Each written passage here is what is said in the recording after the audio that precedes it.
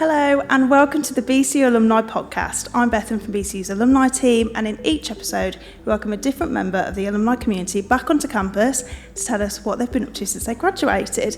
In this special episode we are on tour at the Seacole building in our City South campus, so thank you to those of you in our audience today and those of you watching online. In celebration of Women's History Month, we are joined today by two inspirational graduates, Dr. Marcia Shakespeare MBE and Clair Graham. Dr. Marcia Shakespeare graduated with a degree in Sociology and Psychology in 2009, before returning to BCU to study for a PGCE, as well as a Master's in Teaching and Learning, and now she is even completing a PhD. Marcia is the founder of the Precious Trust, which is a charity which is named after her daughter Letitia, who was killed alongside her friend Charlene on the 2nd of January 2003. The charity aims to create pathways to positive futures for young girls and has directly supported almost 2,000 vulnerable women so far. Marcia has spoken to more than 100,000 young people through events and talks organised by the Precious Trust and West Midlands Police. In recognition of her tireless campaigning work, Marcia was awarded an honorary doctorate from BCU earlier this year, and her PhD is exploring the exploitation of young girls and women by street gangs in the UK. Clair Graham left school with no qualifications and a criminal record, but after doing voluntary work and securing a role as a social work assistant, Clair decided to return to education, eventually graduating from BCU with a degree in social work in 2009. After graduating, Clair worked her way up from a social worker to a team manager at Birmingham City Council, and nowadays she is the head of service for contextual safeguarding, working within the Empower You Exploitation and Missing Hub at Birmingham's Children's Trust. Last year, Clair was awarded BCU's Alumni of the Year, and she continues to inspire the next generation of social workers with her extraordinary journey. In this episode, we're going to be exploring Marcia and Clair's journeys, asking what inspires and motivates them and how they became the inspirational women that they are today. Marcia and Clair, thanks so much for joining us here today. It's very fitting to obviously be celebrating your journeys as part of our Women's History Month celebrations, but what is really lovely is that you're actually lifelong friends. So how did the two of you actually meet? Do you want me to go ahead? Yeah, go for it. We actually met in college on an access course where we just met. We was doing this access to go to university, and we just became friends from there. Yeah. So I remember Marcia telling me about the first time when she saw me in the reception area at the college, and she said that when she first saw me, she was thinking to herself, "Oh, this woman has come not to mess about. You can tell that she's come to work. She hasn't come to mess about. She seems like she's got a plan, and she ain't messing about at all."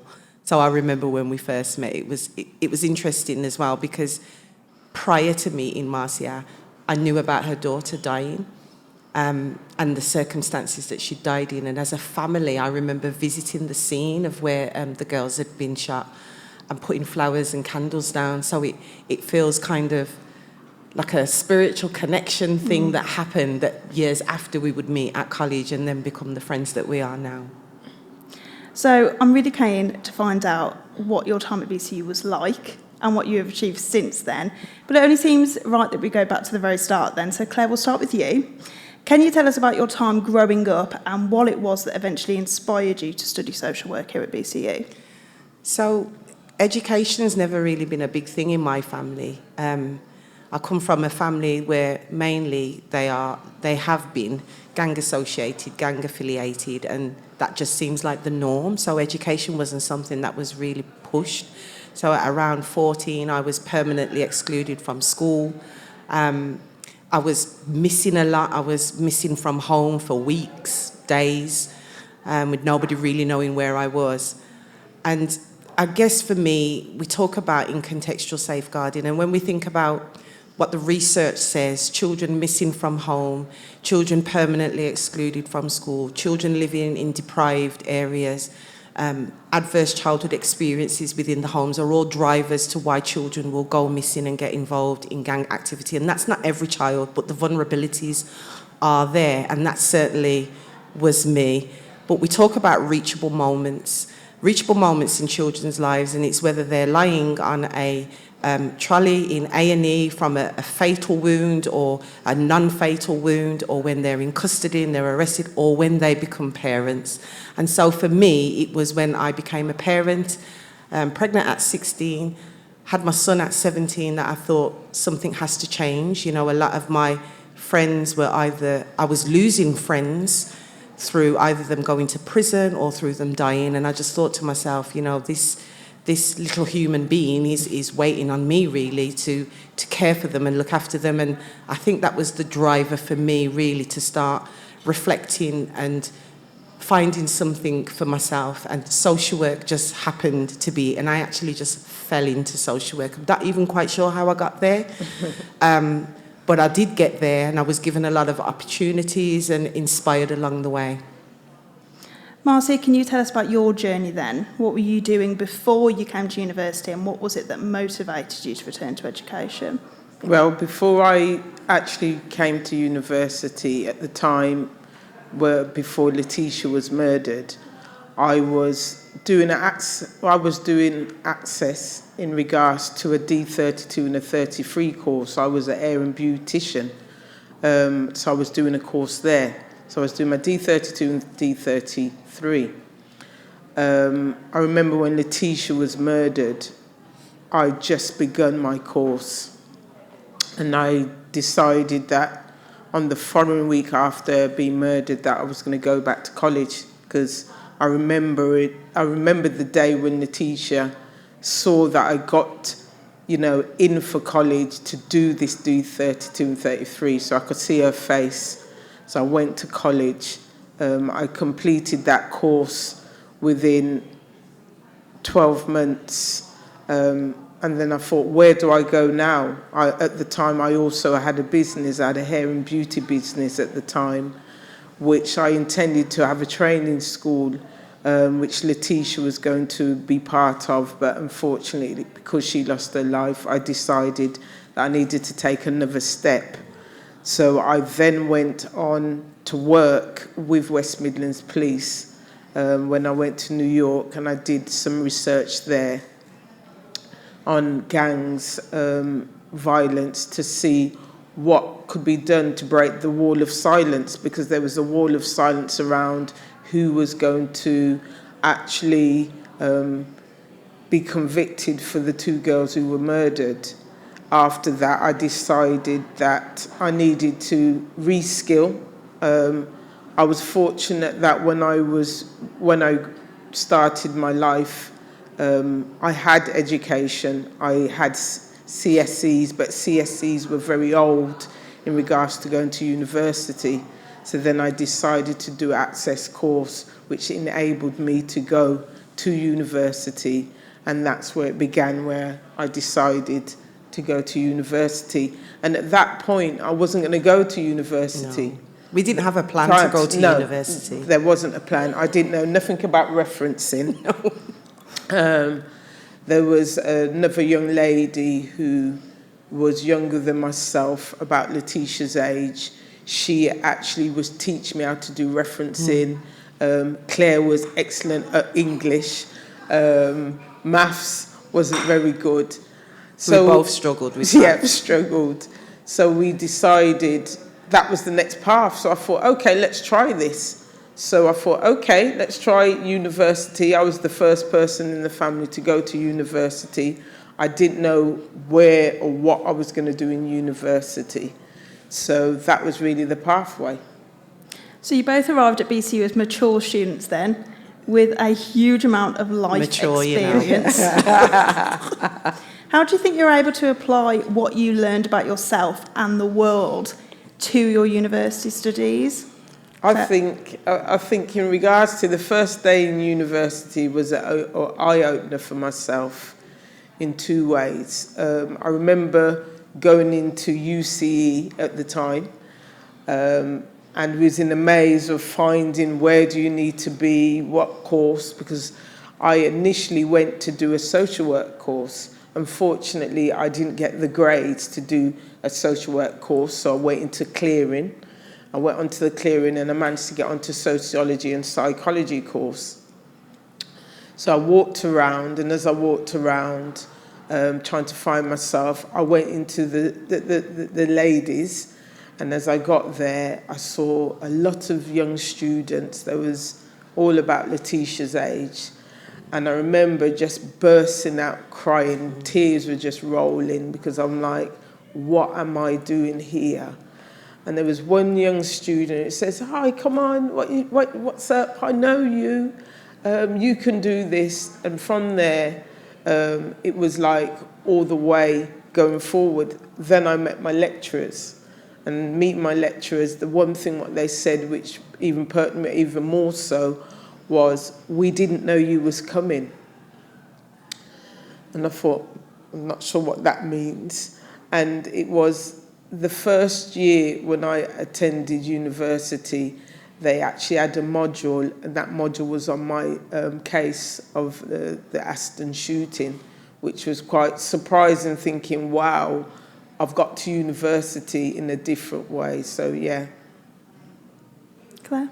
Remind me of the question again. I'm just so endorsed in what you were saying. I know you asked about what was the first day like at university, or what was the like how were you able experience. to apply, like what you'd learned about yourself prior to university to your studies? I think lived experience is kind of what drives my learning and my development. So at university, it was kind of easier for me, I guess, because I'd done a lot of voluntary work, and I'd worked in the field of residential care and adult care, and I was never touching children, so don't invite me to children's lectures. I'm not doing nothing to do with children. My whole aim was around adults and adults with mental health, and I'd had the grounding from that, the practical life skill work experience. For me, what was really good about university is taking the theory and applying it to the practical, because I had the practical, but I didn't understand what informed what I did and how I thought, and what the thinking was behind actually what we do. Like, for example, assessments of older adults. You know, you do an assessment, but what is the theory that underpins it? And for me, university brought to life the reasons why I did what I did. It also helped in the first year, I think, of the social work course. There was a module on reflection on self and values.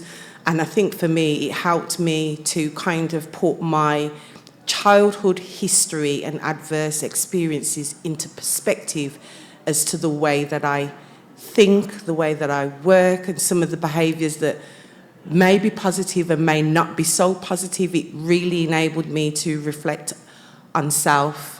But my lecturers that I had at the time also helped to contain that, and helped me to reflect on myself as well, and guided and inspired me, and just gave me that self-belief that I can be and I am more than what I thought I was at the time. I'm not sure, really, just as what you're saying in regards to as when going to university, what life experiences and learning the knowledge and the experiences of understanding theory. Mine was based around psychology. So being based around psychology, it was like, you know, what Piaget is saying, you know, what Marx is saying, all of these people. And clearly, I'm telling you, from the starting of university, of doing that sociology and psychology course, I clearly still didn't have an understanding. It's not until going through the different years of gaining more and more knowledge to see why we are, what the pathways, what we've been through, has given us that opportunity to understand and see things and be able to present ourselves in such a way that, you know, as they would say, the hierarchies, but present ourselves to make pathways for those who are coming beyond us. So university allows you to have that, which, you know, is great. And I remember my mother saying to me, when I went to university, she says, well, once you go in there to do sociology, you're not going to be doing that. You might do teaching, you might do something else, but it gives you so much to be able to open so many doors. Absolutely. Mm. Claire, can you tell us about what your role now involves and how you've been able to use your own experiences to support young people in our city? So my role currently is Head of Service at Birmingham Children's Trust. Head of Service for Contextual Safeguarding, which means that my service looks at the identification, the prevention, the reduction of harm to children, criminally exploited, sexually exploited, gang affiliated, involved in serious youth violence and children that go missing. So obviously that's me, in a nutshell, as a child. And that's crazy. That's crazy, Claire, because we both took two different courses. Claire took sociology, social work degree, and I did the sociology and psychology. And yet, at the end, we both do the same similar things, where I look at exploitation. Exploitation was the first stage in regards to my daughter's crime. And I look at exploitation, criminal exploitation, gang violence, grooming. So it's, although we've took different paths, we've basically come to the same point of where we're generally working and doing the same thing, where we're trying to break down these barriers in regards to child exploitation, criminal exploitation, gangs, homes, parenting, and family, because we've been through the journey ourselves. And it's not just the textbook. Once you've actually been through that journey, you've got that real life experience, that underpinning knowledge, where you have that more empathy, more understanding, and more insight in how change needs to be happening. Absolutely. And just to add, it's things that I tell my staff from my own experiences. You wanna stop exploitation from happening. You wanna stop children from going missing. There are some children that you will never stop them from going missing, because I was one of those children. But what you could do for me, if you were working with me, is give me the tools and the strategies to keep me safe while I was missing. And so that's kind of like the lived experience that I bring to my role. I think I've got one of the best jobs. I know I've got the best job that I've got. It's hard, it's challenging, it's emotional, it's traumatizing at times, but I would never give up that job, because I would want my staff to be, and I'm influencing and encouraging them to be, the adult, trusted adult that I needed when I was a child, and want to give that to other children. Yeah, definitely. And I think, just as what you're saying, Claire, it's so important for, although we might have the knowledge, but it's to pass that knowledge on to enable the next professionals, because it's the professionals of having that trusted adult. My pathway was education. So equally, I'm meeting the children who are the missing children, the ones who have been exploited in school. And these children need to have trusted adults, trusted practitioners who are going to be there for them, giving them those tools, giving them those strategies to be able to cope. Because as Claire says, we know for a fact we will not break that cycle, but it's about enabling the young people to be able to cope with the conditions what they are actually having. And I guess to add, there's the aspiration of hope. Yeah. And I think the reason why me and Marcia tell our stories is to show young people and children that you can aspire to be more than what you are, just because you've been through certain things in life, certain adversaries. There will always be opportunities, and we want to be the aspirations for them to say, well, look, we've been through it, we've made it. It may be difficult, it may be challenging, but we want to empower, motivate, inspire the next generation of children. They're not lost causes. No. We're here to tell them that they're not. We're here to show them, where we've got to continue to inspire and give hope. Yeah. Marcia, you founded the Precious Trust in 2012, which whilst also completing your further studies at BCU. So what inspired you to launch your own charity then, and how does the organisation also support young and vulnerable women?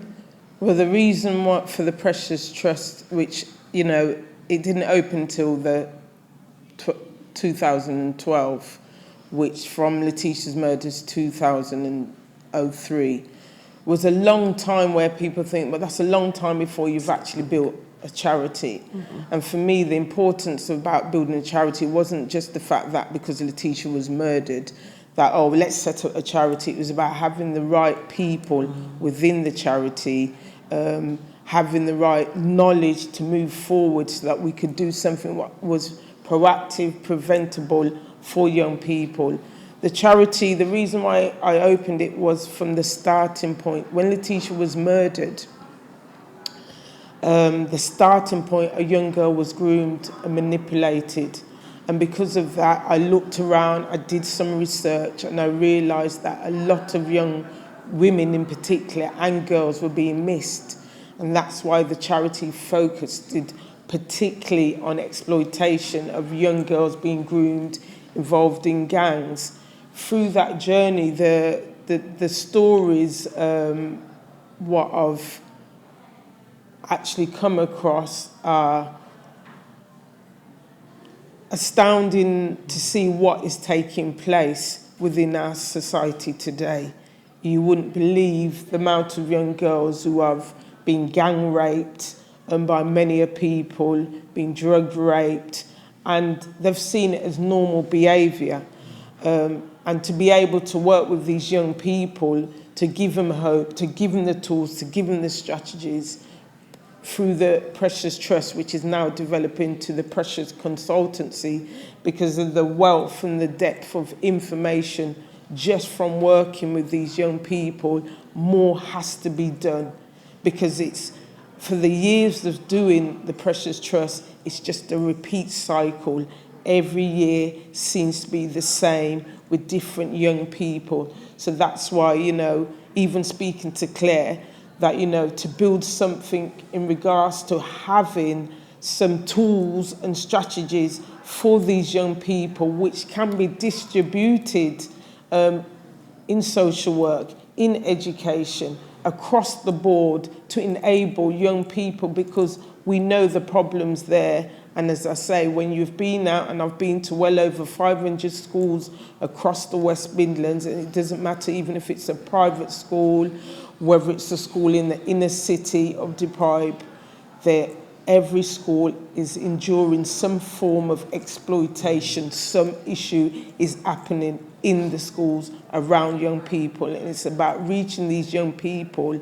As much as I've been to every single workshop, it's about meeting these young people collectively, and that has to be done through resources which can be distributed by different organisations. So it's so important. You've both had to deal with incredibly tough challenges in your lives. How have you managed to move forward and also use these experiences to help shape who you are today? I'd say with me, there's been two key things in my life. One, I trust in God. And two, my parent upbringing. I've been very fortunate to have my mum as well as my father, who've instilled principles as well as values. And the love, what my parents have endured, and not even endured, have given me, has given me that strength that my father always said, and God rest his soul, he always said, whatever problem you have to face it, you have to address it. And those principles has always gone away, always carried me all the way through into go through the challenges. And when you see all the young people and you're a stronger person to them, it's about giving them hope. So I would just say that family is a big thing. And when I talk about family, I kind of mean like my immediate, like my husband and my children. I think they inspire me. Again, just like Marcia, I believe in a spiritual healing and strength and courage. But I also think I've had a lot of people come in and out my life at different points and stages. And then people that have come in and out for a reason, and people that have remained. And I have a real strong committee board of close people that enable me to be my authentic self, gives me courage, gives me inspiration, empowers me. Will tell me the truth at times, even as harsh as it is. But I think you need people like that around you. You need those people that will be your advisors, your counselors, your people of wisdom, your people that look beyond, what you're thinking, to be able to, give you the strength, the courage, the motivation to continue and to bounce back. And I think that is a lot of where my resilience comes from. It also comes from when I see when a child is taken out of a traumatic, hurtful, harmful, abusive situation and is nurtured to grow and develop. I've got a young man at the moment who, because of circumstances, threats to life and everything, we had to work really closely to lift him out of a situation. And when I see how he's flourishing now and the opportunities that are presented to him, that makes me feel like that's why I do my job, and that gives me the strength and the courage to keep fighting for our children. We have a legacy out there, a generation of children that we need to continue the journeys, the battles, the fights, the challenges that we've been on, to continue to have hope for our next generation of children. So, I think there's multiple things that keep me going and keep me fighting and helps build my resilience. But certainly, and holidays are good as well. So, when you've got time, make sure you always take your regular breaks and you go on your holidays and you really switch off and find time to reflect on self, because I think self-care and well-being is equally as important. So you both made the decision to return to education after obviously going through major life-changing experiences. So how do you feel that you've been able to use the education and the skills that you picked up from your time at BCU since you graduated? I think it's about having a voice where people can understand how you're speaking and you're able to present yourself in such a professional way of people where people can understand. So coming back to university, which has been a challenge for the years, has enabled that, where people tend to look at you more to say, well, you're educated enough, you know how to present yourself, you know how to present information, as well as practitioners, the government, all the important people who need to make changes, because it's about making change. It's not just about me going out and having that inspirational conversation with someone. It's about making changes where it matters. So yeah, university has been great in regards to moving forward. I think we never stop learning, do we? I mean, we go to university, but university is not a beginning and an end.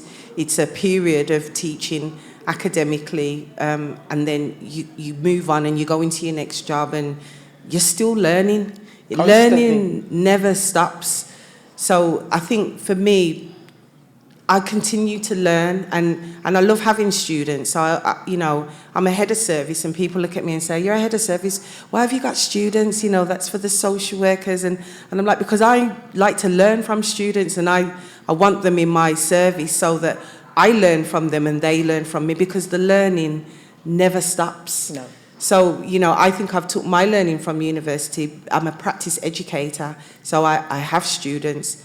And I just want to continue to grow students with the knowledge that I have and continue to learn from them as well as they will learn from me. So, yeah, that's me. And last question for you both then.